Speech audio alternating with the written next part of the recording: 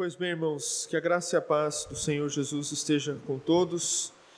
Nós queremos, em alguns minutos, meditarmos e olharmos aquilo que o livro de Esther tem a nos ensinar.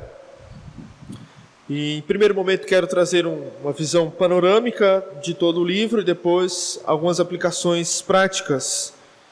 E assim, então, para nós entendermos, olharmos e compreendermos o que o Senhor tem a nos ensinar sobre este precioso livro. Então, são 10 capítulos e a palavra-chave do livro de Esther que podemos, assim, destacar aos irmãos é a providência divina do Senhor que conduz a guardar, a sustentar o seu povo. E nós temos aí o versículo, conforme já foi lido, o texto 4:14, aonde estava se colocando à disposição, conforme nós vamos ver mais à frente, a providência do Senhor para o resgate dos judeus. Mas em um esboço geral nós podemos também entender que o capítulo 1 e 2, Esther se torna a rainha. O capítulo 3 ao capítulo 5 nós vemos Amã planejar a morte dos judeus. O capítulo 6 e 7, nós vemos Amã é denunciado e é morto. E ainda no capítulo 8, aí do verso 1 até o 9, também o 19, nós vemos também os judeus que acabam com seus inimigos. E ainda no capítulo 9 ao capítulo 10, nós vemos a festa do Purim. Esta festa era uma festa dedicada e até hoje ainda acontecem alguns rituais nesse sentido, por conta da libertação dos judeus dos persas. Então, neste primeiro momento, quero deixar este esboço com os irmãos. E algumas mensagens que nós podemos tirar do livro de Esther. Há 3 grandes verdades, que há um Deus, o Deus que age em sua providência, um Deus que toca vidas em todos os pontos para assim cumprir a sua vontade e fazer o seu querer. Ele é o Senhor de toda a história. Há 3 grandes deveres também: devemos prestar contas a Deus, devemos confiar a Deus, devemos agir em favor e em harmonia com aquilo que Deus deseja para as nossas vidas, conforme está em sua palavra. E também há 3 lições sobre toda a obra da providência de Deus, que ela, porém, pode ser muitas vezes oculta a nós. Nós vamos assim conhecendo por meio das Sagradas Escrituras, porém também inclui tudo e demonstra toda a sua perfeita justiça, perfeito conhecimento, perfeito poder, e resulta em uma confiança e coragem, assim, pela vida dos crentes, que até do texto aqui, conforme nós vamos ver mais à frente, que Esther fala que se fosse para ela morrer em virtude de tudo que estava acontecendo, ela estaria pronta a morrer, a sacrificar-se em virtude da libertação do seu povo, nesse sentido que estava aqui no livro de Esther. Então, o que nós podemos, em primeiro momento, dizer aos irmãos? A providência do Senhor é real sobre a vida do seu povo. Ele guarda, Ele guardou, Ele guarda, Ele guardará até o fim a vida do seu povo. Não importa a era, não importa a estação, não importa o tempo, o Senhor continuará preservando e guardando o seu povo. Se você pode olhar comigo aí, Esther capítulo 4, verso 14, algumas peculiaridades que nós podemos olhar e encontrar nesse texto. E uma delas que eu quero destacar, pois ele diz assim, pois se calares agora, socorro e livramento surgirão da onde? Surgirão de outra parte para os judeus.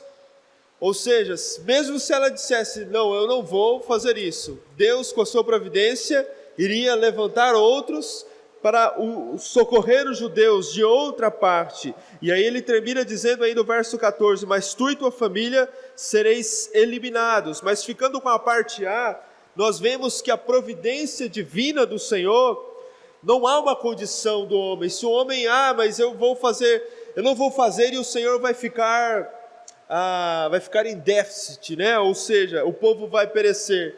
e o texto está dizendo, conforme aqui nós vemos a exclamação, olha, se ela se calasse naquele momento, se ela não falasse com o rei, certamente o socorro do Senhor partiria de outro lugar, de outra parte para os judeus, mostrando a providência do Senhor, independentemente daqueles que querem ou não estar no centro da sua vontade, ou se colocam ou não a servir ao Senhor e os seus propósitos. Deus irá cumprir as suas promessas, independente das vontades humanas, dos méritos humanos. Ele é Deus, Ele sustenta, Ele levanta, Ele capacita, Ele promove o socorro para o seu povo vindo de outra parte.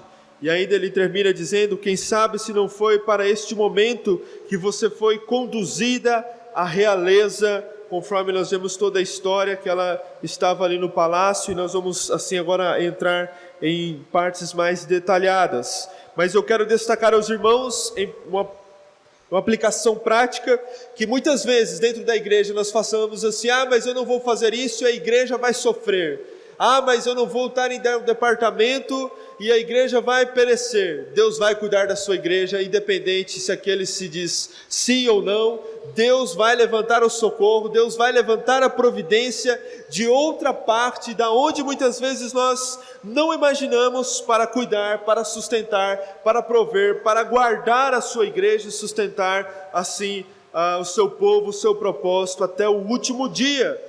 E isto é evidente no livro de Esther, isto é claro para nós, para nossa compreensão, que Deus é o Deus da providência, independente se a ala de cá quer e a ala de cá não quer, Deus irá prover, Deus irá suster, porque nós entendemos, como já falamos aqui para os irmãos, é tudo pela graça, e se é a graça não há mérito humano, e se há mérito humano não há graça, e portanto então é Deus que opera a sua vontade sobre todas as coisas, sustenta todas as coisas, sustenta sim a sua obra e o seu povo. Quero agora entrar em um momento também. Esther é a mais que um rosto bonito, conforme todo o enredo da história do livro de Esther. Nós vamos olhar e ver, e Martyn Lloyd-Jones diz assim, qual era o segredo de tudo? Não eram homens, era Deus. Deus, na sua soberania, levantando os seus homens, Ele enviou os seus servos no momento certo e poderoso, e eventos se seguiram. Vou ler novamente. Qual era o segredo de tudo? Não eram os homens, mas era a providência de Deus no contexto de Esther para livrar os judeus. Deus, na sua soberania, levantando os seus homens, Ele enviou os seus servos no momento certo e poderoso, eventos assim se seguiram. Ou seja, não é sobre homens, mas sim sobre o Deus da providência, que nós podemos destacar esta história e ver que sim, Esther, toda a questão Mardoqueu e os outros personagens dessa história, mas havia Deus que conduzia e sustentava todas as coisas. E como introdução ainda quero dizer, vivemos em um mundo onde a beleza está mais em voga, e a cada dia são citadas novas fórmulas para a beleza, vários tratamentos que prometem uma beleza estampada muito nítida nos rostos, sempre visando que a mulher tenha um rosto mais bonito. Mas será que isto tudo é suficiente? A Bíblia diz que a formosura é a ilusão e a beleza acaba, mas a mulher que teme a Deus, ao Deus eterno, será elogiada.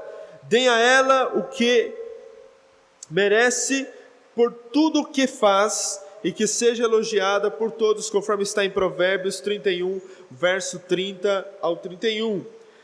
E nos próximos momentos nós vamos ver mais sobre uma mulher com um rosto bonito, que chegou até mesmo a vencer, e esse foi o contexto de Esther. Ela venceu o concurso de beleza, mas que em um momento algum deixou de temer ao Senhor.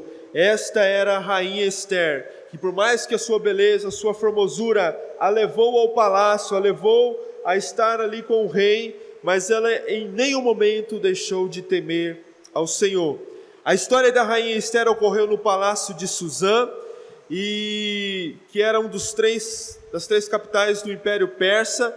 Ela viveu em um tempo de grande perigo, pois o seu povo, os israelitas, os judeus, estavam no exílio após a destruição da cidade de Jerusalém, conforme nós vemos em 2 Reis e também em 2 Crônicas 36. E o nome de Deus não é mencionado no todo o contexto, no todo o livro de Esther, e esta é uma das curiosidades, mas a melhor explicação é que talvez por ser escrito em um contexto de exílio era extremamente perigoso confessar abertamente a sua adoração ao Deus, ao Jeová, a sua adoração a Deus, e por isso então dar-se o entendimento de alguns historiadores o porquê não ter o nome de Deus no livro de Esther, porque estavam sob exílio dos persas, forte perseguição, e por isso era extremamente perigoso confessar abertamente a sua adoração a Deus. A ação do livro passa-se em torno de 483 a.C., no tempo da indisposição da rainha Vasti pelo rei Assuero. O seu império se estendia da Índia até a Etiópia, compreendendo também algumas milhas do mar Mediterrâneo. E uma breve análise deste livro, nós vamos ver, conforme já falamos dos capítulos, o palco é armado no capítulo 1, e descrito o esplendor persa. Também vemos a rainha Vasti, que estava cansada de ser usada como objeto pelo rei. Se você pode olhar aí o capítulo 1, versículo 10 e 12, você vai ver, capítulo 1, versículo 10 ao 12, diz assim, capítulo 1, versículo 10 a 12, diz assim: No 7º dia, quando o rei já estava alegre por causa do vinho, ordenou que Neumã, Bista, Arbona, Bigtá, Abagta, Zetar e Carcas, e os 7 oficiais que serviam o rei Xerxes, trouxesse a presença do rei e a rainha Vasti, com uma coroa real, para mostrar ao povo e os príncipes a sua grande beleza, pois era de fato muito bonita. Aí o verso 12 se dá todo o contexto Porém a rainha Vasti recusou-se a atender à ordem do rei, dada por intermédio dos oficiais, e o rei ficou assim então irado e enfurecido. E ainda no verso 13, nós vemos como o rei começa a ficar furioso. No verso 13 até o verso 22, nós vamos ver como a rainha Vasti foi disposta, porque ela não quis. Eu quero só ler o verso 13. Então o rei consultou os sábios que conheciam as leis, pois era de costume do rei tratar dos seus negócios na presença de todos que conheciam a lei e o direito. Aí, depois que ela foi disposta, nós vemos toda a história que abriu-se então um concurso de beleza, e aí então dar-se que a Esther, ela venceu esse concurso, conforme nós vemos em todo o decorrer da história, e Esther então é escolhida como rainha. No capítulo 2, ainda nós conseguimos ver isso, e ainda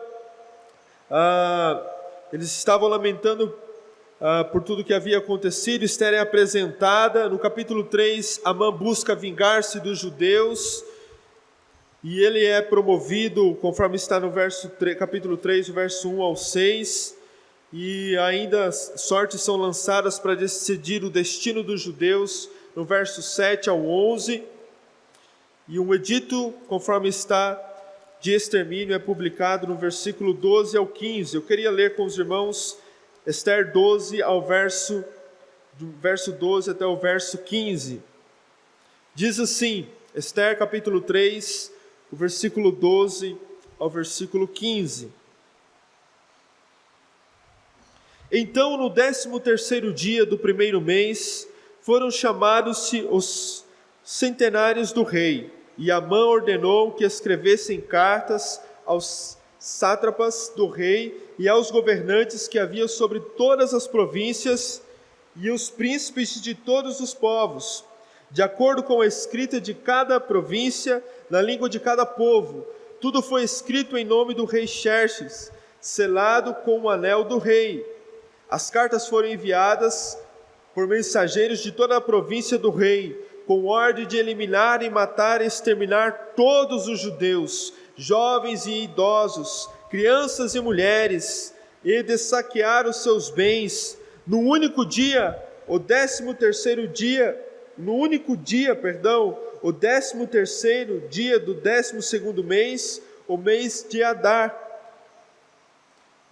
Até o verso número 15. O verso 14 diz: uma cópia do documento deveria ser publicada como lei em cada província, para que todos os povos estivessem preparados para aquele dia.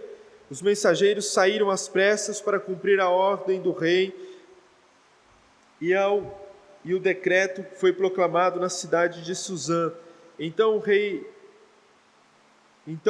e Amã se assentaram para beber, mas a cidade de Suzã estava alvoroçada. Então nós vemos aqui o edito que foi publicado de extermínio para o povo do Senhor. Por isso, então, todo o contexto de salvação, de providência de Deus contra este extermínio, contra esta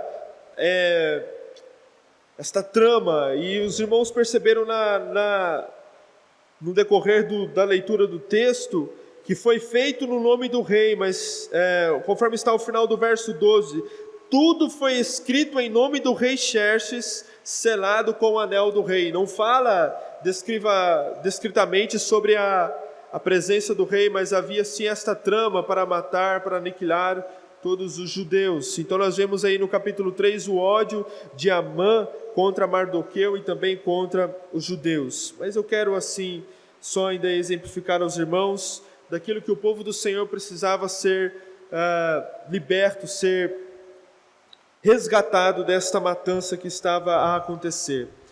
Agora quero destacar alguns pontos aqui com os irmãos. Frente a uma grande angústia, os adversários dos judeus, liderados pelo perverso Amã, buscavam aniquilar o povo de Deus. Ele era um ateu prático e buscava o poder apenas para atingir os seus objetivos. Conforme está no verso de número 8 do capítulo 3, diz assim: e Amã disse ao rei Xerxes: existe um povo espalhado e disperso entre os povos de todas as províncias do teu reino, cujas leis são diferentes das leis de todos os povos e que não obedecem às leis do rei. Por isso não convém ao rei tolerá-los. Ou seja, estava falando dos judeus, estavam tramando para matar. Ele não suportava nenhuma oposição e se lançava em completa vingança para assim destruir todo o povo judeu. À frente, um grande problema então nós vemos aqui desta perseguição. A exortação de Mardoqueu a Ester, conforme está no capítulo 4, verso 14, demonstra que ambos estavam concisos da providência de Deus. Então aí nós conseguimos e começamos a ver como Deus começa assim a agir. Ele queria poder controlar toda a história. Este perverso Amã queria controlar toda a história, mas os acontecimentos provaram que não, pois o livro traz a convicção que Deus é quem reina sobre todas as coisas. E aí no capítulo 4 nós vemos Mardoqueu e Ester demonstram que ambos estavam concisos da providência de Deus, da obra da providência de Deus e a sua maneira muito santa e sábia e poderosa de preservar e governar a sua criação entre toda o decorrer da história. Capítulo 4, o verso 4 em diante, Mardoqueu pede a Ester que interceda pelos judeus, porque ele sabia que senão, conforme lemos o verso 14, acontecesse esta intercessão, certamente o povo seria totalmente aniquilado ou sofreria algumas penas neste momento, mas Deus proveria a sua providência. Então temos um forte problema, e esta convicção que Ester tinha, que o Altíssimo que controla todos os eventos. E aí nós podemos destacar que Deus tinha levantado o seu instrumento para a salvação do seu povo. Nesses tempos difíceis onde nós vivemos, quando o julgamento de Deus tem se manifestado sobre a cultura, sobre o mundo, temos entendido que Deus tem levantado alguns servos do Senhor, igrejas, como providência para o testemunho em todas as esferas, como tais famílias, trabalho, escola, em ação social, em igrejas, política, para assim ser instrumento do Senhor em um mundo tão perverso, em um mundo tão perdido. E era o que estava acontecendo aqui nesse reinado. A perversidade, a maldade, queriam destruir o povo judeu, e Deus então assim por sua graça e por sua misericórdia estava a levantar e prover todas as coisas para sustentar e guardar o seu povo. Ainda quero destacar com os irmãos como o coração de Ester, a resposta de Ester, o verso 16, por gentileza, olhem comigo, capítulo 4, verso 16, o que diz: e esta então foi a resposta de Ester, revela sua espiritualidade fervorosa, uma verdadeira confissão de fé. Ela demonstrou apreensão, mas suplicou o sustento e comunhão de outras pessoas e testemunhando assim uma grande dependência de Deus, mais do que na coragem humana. Mesmo que a oração não seja mencionada, nós podemos ver no verso 16, ela sempre vinha acompanhada de jejum, pois o objetivo era de demonstrar a sua dependência do Senhor. O verso 16 diz assim: vai e reúne todos os judeus que estão em Suzã, e jejuai por mim, não comais nem bebais por 3 dias, nem de noite, nem de dia. Eu e minhas criadas, porém, jejuaremos como vós. Depois irei à presença do rei, ainda que isso seja contra a lei. Se for preciso morrer, o que ela diz, irmãos?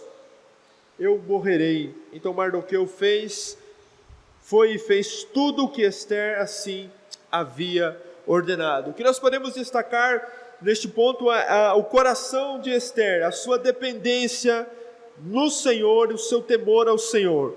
Ela poderia ir desesperadamente ao rei e já clamar pelos judeus, mas antes ela levantou um clamor, ela levantou e chamou o povo ao jejum. Mas o que mais impressiona-nos é o verso 16, porque ela não tem a certeza, mas ela diz assim: olha, se der tudo errado e eu morrer, eu estarei ali pronta a morrer. Então Mardoqueu foi e fez tudo o que ela tinha ordenado, conforme diz o verso 17, mas o verso 16 deixa claro a disposição. Ela se colocou assim para servir ao Senhor e disposição para testemunhar, para ser serva do Senhor naquele momento mais difícil, mais tenebroso que eles estavam assim passando. Testemunhando ainda perante o rei, quero destacar o verso 17, se eu perecer, verso 16, se eu perecer, perecerei. Se estas palavras parecem muito dramáticas, nós não conhecemos muitas vezes o testemunho de servos de Deus, que no decorrer da história, conforme nós estamos no mês da Reforma Protestante, não mediram os seus esforços, seja a perecer na mão daqueles que assim os perseguiram, para que assim a vontade do Senhor fosse feita sobre suas vidas. E quantos de nós, será que muitas vezes temos a coragem de dizer assim como Ester, se colocando à disposição a servir ao Senhor, a fazer a vontade do Senhor, e se preciso morrer, morreremos para cumprir assim a vontade do Senhor? Vemos no decorrer da história, conforme nós estamos falando, tanto a história de Martinho Lutero, dentre outros, que assim, reformadores que padeceram, se colocaram à disposição em servir ao Senhor com coragem, com dependência do Senhor, para que a vontade do Senhor fosse feita sobre suas vidas. Nós vemos então e destacamos como esta rainha Ester dependia do Senhor, não estava pensando na sua satisfação, mas estava assim dependendo do Senhor e na disposição do Senhor para o que preciso fosse enfrentar. E assim quero caminhar, irmãos, para encerrar, como temos glorificado ao nosso Deus com nossas vocações, com a nossa vida. Nós encontramos em Ester uma história de Mardoqueu e Ester, de 2 personagens que se colocaram à disposição do Senhor para glorificar ao Senhor, servir ao Senhor em um momento de perseguição, de destruição do seu povo que estava a acontecer. Quantos de nós estamos assim nos colocando a servir ao Senhor, a ser servos de Cristo, instrumentos do Senhor, seja no contexto da igreja local, em nossas famílias, seja no meio dos amigos, seja por onde estamos? Será que nós estamos ali para ser instrumentos do Senhor, ou será que nós estamos buscando satisfazer as nossas vontades?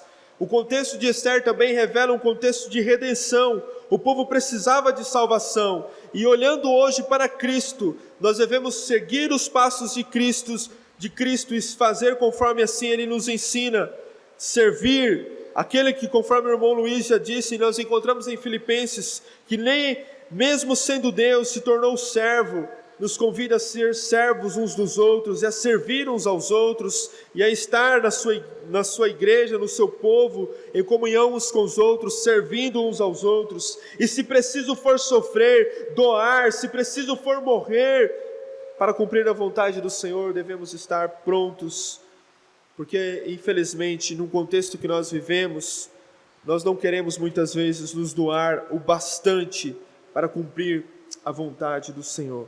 Seja nas nossas vocações, seja em nossa família, nós precisamos entender como Ester, que ela nos chama para ser sal e luz, para influenciar o contexto da igreja local, da sociedade que vivemos, para fazer assim a vontade do Senhor. Concluo dizendo, irmãos, que quais foram os resultados da situação de Ester, comprometida com o Senhor. Deus conduziu toda a história e abençoou o seu povo, conforme está do capítulo 9 ao capítulo 10. Eles fizeram a festa de Purim, em libertação por conta dos persas. Em segundo momento também podemos entender que produziu a alegria da libertação, verso 9 e 19. Você pode olhar comigo o capítulo 9, o verso 19, por gentileza, e diz assim, capítulo 9 de Ester, o verso 19: Por isso os judeus que vivem nas vilas, povoados, fazem do 14º dia do mês de Adar um dia de alegria, de banquetes e festas, em que mandam presentes uns aos outros. Ou seja, o povo estava feliz, alegre, pela libertação, pela providência do Senhor sobre eles. Uma das coisas que o Arthur compartilhou da igreja dele em São Paulo, que existe o dia da alegria, né? Algo que e na quarta-feira na oração nós estávamos orando aqui, nós agradecemos por tantas coisas, mas nós não agradecemos pela salvação em Cristo Jesus. Isso é motivo de alegria, motivo de festa, de júbilo, né? Interessante que nós podemos pegar essa ideia, irmão Arthur, e fazer em nossa igreja o dia da alegria. Olha o contexto aqui, o que eles faziam? Mandavam presentes uns para os outros, se reuniam em alegria, portanto, por conta da providência do Senhor sobre eles, porque Deus havia os libertados das mãos dos persas. Por isso, hoje libertos em Cristo Jesus da condenação do pecado, justificados em Cristo Jesus, é motivo de alegria. E por isso todo o contexto também de Ester, numa teologia bíblica apontando para o plano da redenção, mostrando como Deus sustenta toda a sua história. Ainda numa terceira aplicação, Deus exaltou os seus servos fiéis, por quem a justiça veio, conforme está o capítulo 10, o verso de número 2, todos os seus atos de força e poder, e relato completo da grandeza com quem exaltou Mardoqueu, estão registrados no livro de crônicas dos reis da Pérsia, ou seja, todo este momento Deus assim os exaltou. Não foi o homem que o exaltou, mas Deus assim os exaltou.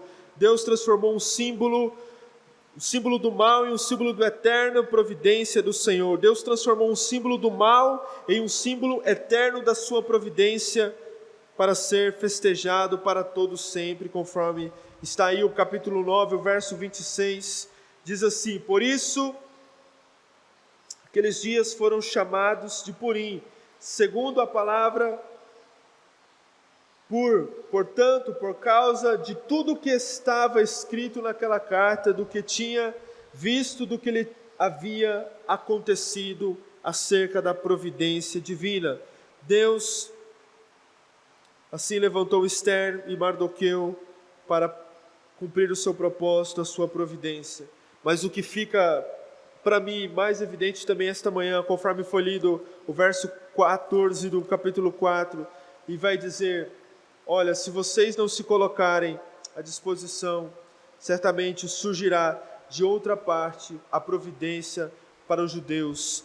Mas Deus assim, por sua graça, por sua misericórdia, através de Esther e de Mardoqueu, conduziu a libertação, conduziu a redenção, conduziu o livramento deste povo da mão dos persas. E o que nós podemos assim então trazer de aplicação, irmãos, é que não importa, conforme vai dizer Esther no verso 16, se preciso morrer, morreremos, mas que a vontade do Senhor seja cumprida sobre nossas vidas. Amém?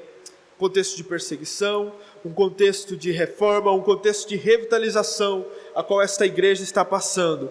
Quem é os membros da Igreja Batista Saron? Quem são os membros? São aqueles que se colocam à disposição a serviço do Senhor, ou são aqueles que estão em busca dos seus interesses? Encontramos em Esther e em Mardoqueu dois servos do Senhor que não mediram esforços, que assim colocaram-se a ser instrumentos do Senhor para que tudo isso pudesse acontecer. E Deus, por sua graça e misericórdia, os conduziu, os livrou pelo seu poder. Quem são os membros desta igreja que estão a trabalhar por esta reforma, por esta revitalização? Estamos em busca dos nossos próprios desejos, ou se preciso for doarmos, se preciso for morrermos, se preciso for abrirmos mão daquilo que mais muitas vezes achamos que é importante para nós, será que nós estamos à disposição? Será que nós estamos de fato na dependência do Senhor? E o que marca ainda o livro de Esther, e como nós temos chamado os irmãos da igreja, o jejum, a oração, a dependência do Senhor, porque não tem como, toda reforma, toda revitalização, toda reconstrução, tudo aquilo que Deus por sua palavra está promovendo em nós, se não tivermos dependentes do Senhor, não estivermos com os nossos joelhos dobrados na dependência do Senhor, de nada valerá. Por isso que o Senhor nos leve a consagrarmos, a dedicarmos ao Senhor por completo as nossas vidas, não somente por partes. Jesus, nosso maior exemplo, se entregou para a glorificação do Pai, humilhou, morrendo, sofrendo a morte mais maldita que poderia sofrer, e convida a mim e a você a sermos servos uns dos outros, a sermos servos do Senhor em obediência ao Senhor. Vamos orar e assim vamos encerrar. Querido Deus, Pai, nós queremos que o Senhor tenha misericórdia de nós. Em Esther, ó Pai, nós conseguimos ver a providência do Senhor, guardando, livrando e sustentando todas as coisas. O Senhor é o Deus que cuida do seu povo, sustenta o seu povo, guarda o seu povo. Mas nós vemos, ó Pai, dois personagens, ó Deus, que se colocaram a providência à disposição do Senhor, como instrumentos do Senhor, ó Pai, não medindo os seus esforços, ó Deus, para cumprir a Tua vontade.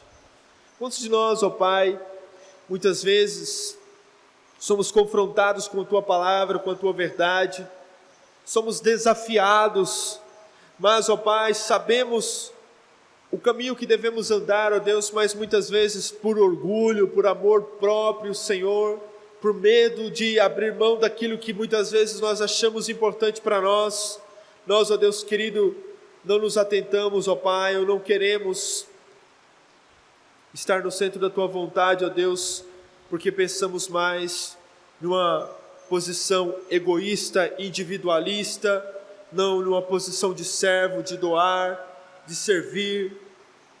Tenha misericórdia de nós, Senhor. Tira de nós, dos nossos corações, todo individualismo, toda, Senhor, muitas vezes que nós somos levados a amarmos nós mesmos, ó Deus, pensando que existimos para fazer as nossas vontades, mas nós existimos, ó Deus, para glorificar ao Senhor, como Esther, ó Pai, chegou ali, venceu todo o concurso de beleza, estava ali no palácio, ela poderia dizer que ela foi realizada, conseguiu galgar êxito, mas ela sabia, ó Deus, que ela estava ali para cumprir a vontade do Senhor. E quantas vezes, Senhor, nós estamos aonde estamos, seja no trabalho, seja na faculdade, seja na igreja, na família, achando, ó Deus, que nós estamos ali para fazer aquilo que nos interessa, quando o Senhor, por meio da sua palavra, nos ensina e nos mostra a cumprirmos o Senhor, a tua vontade, o teu querer, a cumprirmos aquilo que o Senhor quer. Tem misericórdia de nós, Senhor. Quebra os nossos corações como membros desta igreja e nos leva, Senhor, como servos a cumprir a tua vontade, o teu querer, a mim, aos demais irmãos líderes desta igreja, aos membros desta igreja. Nós não estamos aqui, ó Pai, para satisfazer as nossas vontades, mas nós estamos aqui, ó Deus, para cumprir a tua vontade, fazer o teu querer e obedecer aquilo que a tua palavra nos ensina. Que sejamos gratos pela tua libertação, pela salvação, que sejamos, ó Deus querido, alegres, ó Pai, por tudo aquilo que o Senhor proveu por nossas vidas, para nossas vidas, por meio da tua graça, por meio de Cristo Jesus. Não há mérito humano nisso, mas há somente a tua graça, a tua bondade, a tua misericórdia sobre nós. Tem misericórdia de cada membro desta igreja, daqueles que estão aqui e dos que não estão. Leva-nos a sermos servos uns dos outros e servos do Senhor e a cumprirmos a tua vontade e o teu querer. É por isso que nós oramos, é por isso que nós suplicamos, em nome santo de Jesus. Amém e amém.